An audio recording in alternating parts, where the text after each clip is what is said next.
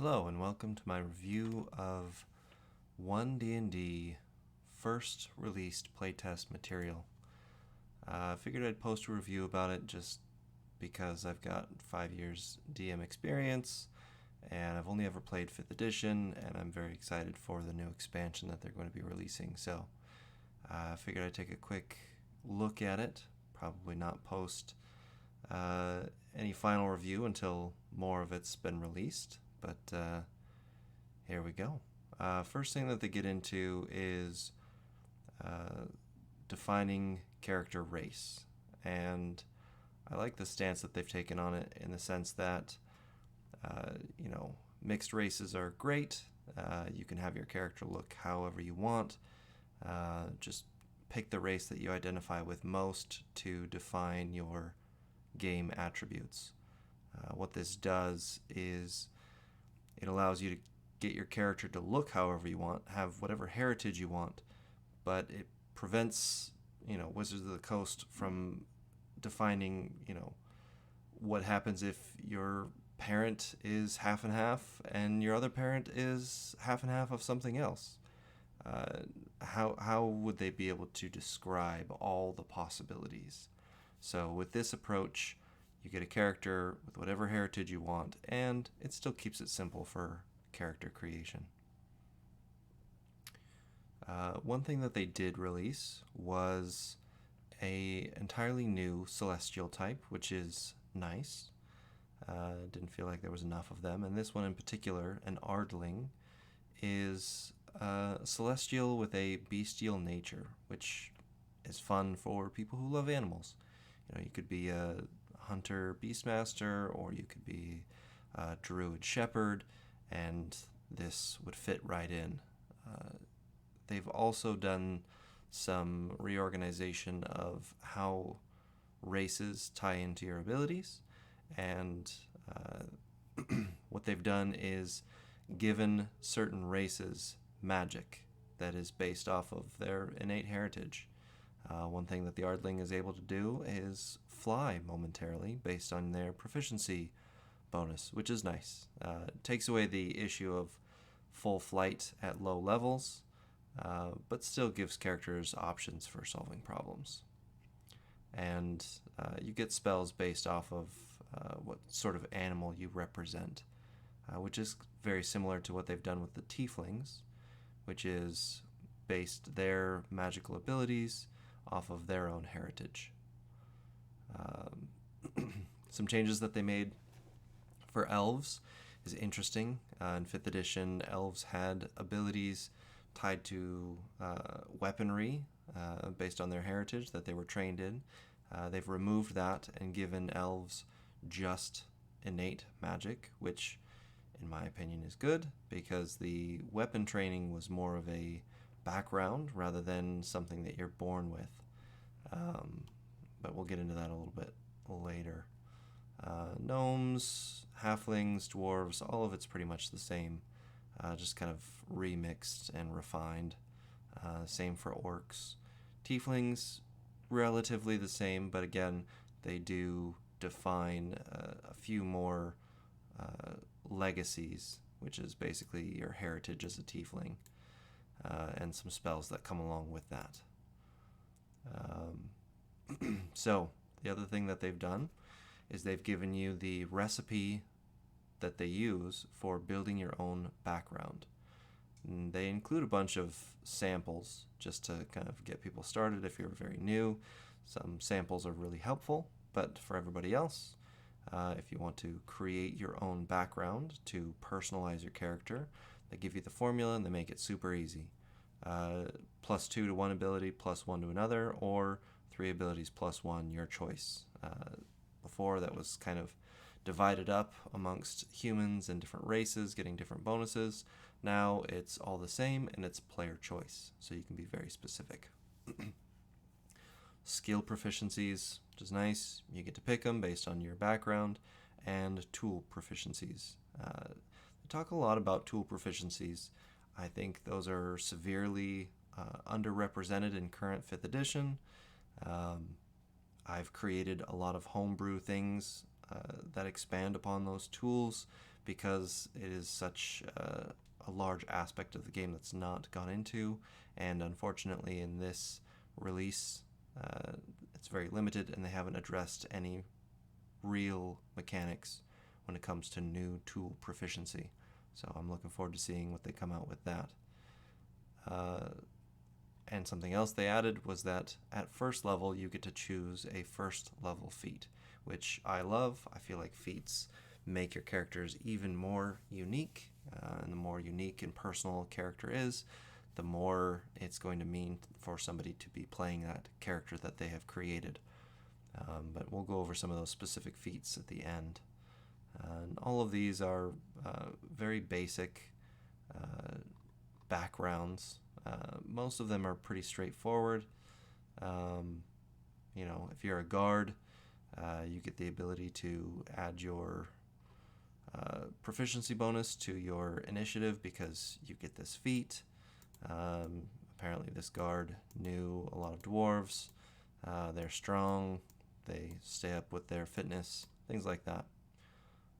And then basic equipment that comes with that. So all of these are pretty straightforward.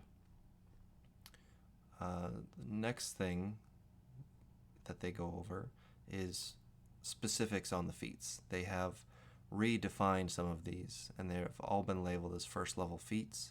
So they're things that you have to take at first level, and they are modified from the original. Alert, I believe, was one of the original ones from 5th edition, but now it's changed. You get to roll initiative, add your proficiency, and you can swap your position with a willing ally in the initiative order. A lot of these are kind of boiled down versions of existing feats, which makes sense if you're just going to get a feat at level 1. It's nice to be custom, but it's good to keep it well balanced. Some of them are a little maybe questionable, like the crafter. You automatically just get 20% off, no rolls required, and you craft things 20% faster. If an artificer used this as their level 1 feat in addition to other artificer feats, you could basically pump out magical items for a ridiculously low price at a very fast speed. I don't know that would be terribly fun for a longer campaign. Maybe if they replace the current artificer ability with this feat, or denied this feat for the artificer, that might be good. My biggest gripe about all of this is the lucky feat. I think the lucky feat now is great. You get 3 rerolls, never changes. Now they've tied it to your proficiency bonus, which seems crazy to me that up to 6 times per long rest you can just roll at advantage or force an opponent to attack you at disadvantage. Seems a little overpowered, but we'll have to see how it balances out with everything else. I really like that they gave musician on here. I don't feel like enough instruments have a use other than flavor.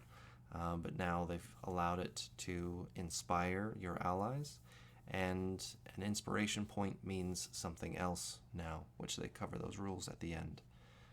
We'll go over that soon. Tavern Brawler. This one I liked a lot. Gives a lot of flavor to an adventuring party starting out new. You get to hit harder. You get to do things with your unarmed strikes. You get to wield furniture. Imagine you're in a tavern and you pick up a chair and you smash it against somebody else. It's not only going to sound very cool when you describe it, but it's also going to have game effects, which is a lot of fun. But when you think about the long term of this, if you're fighting the end conflict and you're approaching the top of the mountain and a massive dragon flies down, you're not going to see an adventurer with a chair at the top of that mountain. They're going to be covered in magical gear. So this is a really fun, almost background starter that is very usable at low levels to give you flavor and kind of help you get to the point where you can flesh out your character and pursue the magical items that you feel fit your character best. Then they talk about the rules glossary. They've reorganized the spells. We'll go over that at the end because they've got kind of a basic breakdown. Then they've simplified cost for some things, which is nice. The more typical things are, the easier it is for people to remember. And if every artisan tool is 15 gold pieces, then when somebody says, I would like to buy this, the DM can say, okay, mark 15 gold pieces off and you're good to go. So, the D20 test. Basically, anytime you roll a D20, they're calling it a test. They've set the difficulty to between 5 and 30. I found with very specific specializations, with expert and assistance and guidance, I would probably set this from 5 to 40. If your characters are getting up towards the end of a campaign, they can roll some really high ability checks. And, if they're attempting to do world-altering things, maybe a 40 is a better choice. Rolling a 1. Now, per rules as written, it is an automatic fail. I feel like a lot of people did this already, so this is probably just following the trend that most players are already going with. And most players also go with this one, where if you roll a natural 20, it's an automatic success. What they felt the need to clarify was that a natural 20 does not bypass limitations. So what this does, in my opinion, is it puts the requirement on the DM to just outright say no up front to things that they're not willing to let pass. If I say I want to jump across a 1,000-foot gap and I've got nothing but my legs to lift me, I roll a natural 20, it does not bypass the limitations of the fact that I cannot, as an individual, leap 1,000 feet without something to help me. So, I don't feel like either of those are too controversial. But critical hits, they do some very interesting changes here. Critical hits, if a player character, so that's the first thing, if a player character, I'm assuming that this eliminates the DM from being able to roll critical hits on attack rolls, which I think as a DM I am very okay with. I think this allows the DM to share in the player's natural 20s and come across as more supportive for his players, even when going up against them. And sometimes a critical hit from a monster, when you're going one monster against 6 people, a crit from a monster can be significantly more powerful than a crit from a single player character. So if a player character rolls a 20 for an attack roll with a weapon or an unarmed strike, which to me seems like they are eliminating spell attacks that require a roll to hit. And I'm not sure, but I think it also means that it removes other bonuses, that it is just the weapon's dice that you roll twice. So, for example, this might remove things like smite damage from a paladin. I'm not sure if it would be considered to include an extra d6 of fire damage from a fire blade or something like that. But the fact that you're taking the dice and you're rolling them twice also evens it, as opposed to the other common way of doubling whatever you roll and then adding the modifier. This actually states that you should be re-rolling the dice. Now, that can slow down combat. That can be a lot of math. If you're 3 or 4 hours in on a session and you're trying to power through a combat, this way can definitely slow things down. But I think statistically it will even things out a little bit more. So I would be interested to see how all of this plays out in an actual session. Divine spells, again, they broke spells down into 3 sets. I'll get into that. They gave an update to the grappled condition. While you are grappled, you can't move. You have disadvantage on attack rolls against any target other than the person holding you. I think that this is a great addition because it gives the grappled condition uh, more more effect and movable. The grappler can drag you, but the grappler suffers the slowed condition. I don't think that this is a good choice because what this is doing is it's saying first you're grappled, and now when you're grappled you have to look up another condition called slowed, but only when you're moving.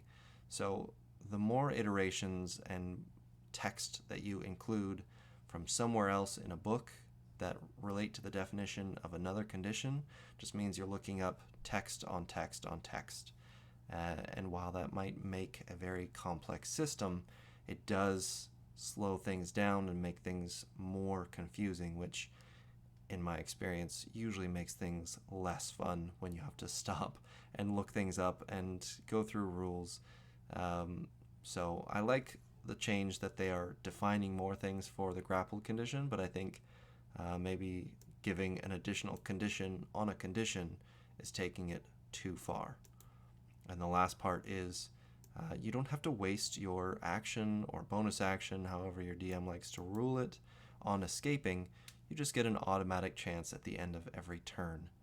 I'd be interested to see how that plays out. I'm not sure what that looks like, but giving turns back to the players is always a good thing, I think. So I think that that's probably for the best. Now to inspiration. So inspiration was always kind of this nebulous thing where the players could award it to each other based on some optional rules.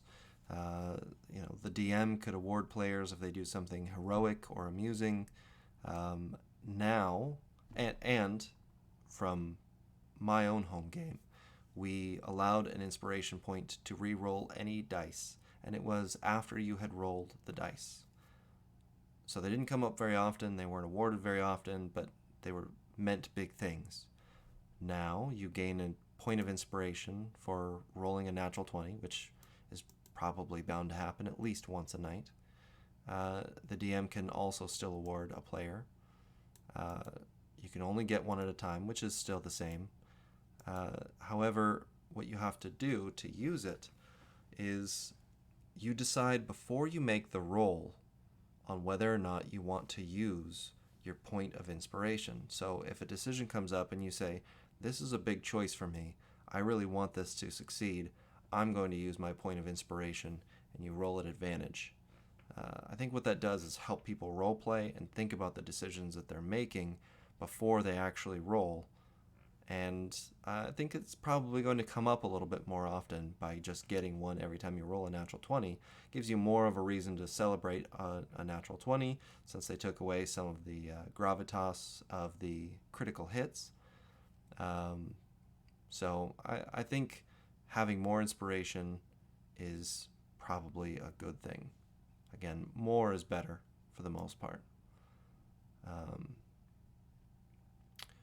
Then here's the slowed condition. So if you're grappled, then while you're moving, you're also slowed, which then means you have to either memorize all of this or look it up at the time of need. So it makes sense. If you're carrying someone, you have difficult terrain, but now also attacks against you have advantage. So apparently the grapplee could wait until you try and move while dragging them and attack their grappler at advantage if they wanted to. And then also dexterity saves have disadvantage when you are essentially dragging someone else, which makes sense. They talk about tool proficiency, nothing really new there. Tremor sense.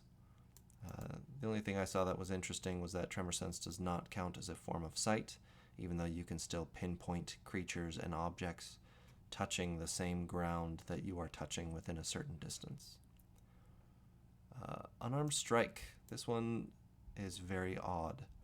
They made it so that everyone is proficient in punching, which doesn't make any sense to me. I feel like If you wanted to be proficient with unarmed strikes, maybe include it in the bar and the tavern brawler feat, or include it as a proficiency in a background. But making every single character proficient in it takes a little bit away from monks, I think, and it doesn't necessarily make a whole lot of sense. Doesn't mean you're going to be good at it if your strength is low, but eventually you'll be at least decent. A level 20 wizard at 10 strength could, punch somebody with a +6, which is impressive. So, and the other thing that they did was allowed an unarmed strike to do multiple things. This kind of takes away from monks. In my opinion, monks are a great class. They have a lot of power to them, and I think maybe the idea is that if they spread that power around to all of the classes, then maybe monks aren't so elevated. I don't know that that's the right approach. I like that anybody can do an unarmed strike. I like that now they're including some other things with that unarmed strike. I don't know that everybody should be proficient in it. And then the final thing is they've broken down spells into 3 categories: arcane, divine, and primal. I'm assuming that each of these are going to be geared towards certain classes, like arcane being mage classes, wizard classes, divine spells being holy, like cleric and paladin, and primal being something like druid, perhaps sorcerer. What I noticed is that they put the Armor of Agathis in their first level spells under arcane, which is interesting because that's traditionally been a warlock only ability. So I'm very curious to see class breakdown with spells and see how they tackle that. One of the things that I hope that they address in the future is tool expansion. They include it in every background now. You've got, some sort of tool proficiency. It'd be nice if they expanded on that. There's a lot of good resources out there. I'll post some stuff in the comments about things that I've created. I think it's a missed opportunity. Just another way to flesh out your character and be unique and have a character that uses all of their abilities that they have. And the other thing is I hope that they include weapon and vehicle proficiencies in some of those backgrounds, or possibly through feats that you get to take as well. So I feel like that will round it out, and I'm excited to see what they come out with next. Thanks for listening.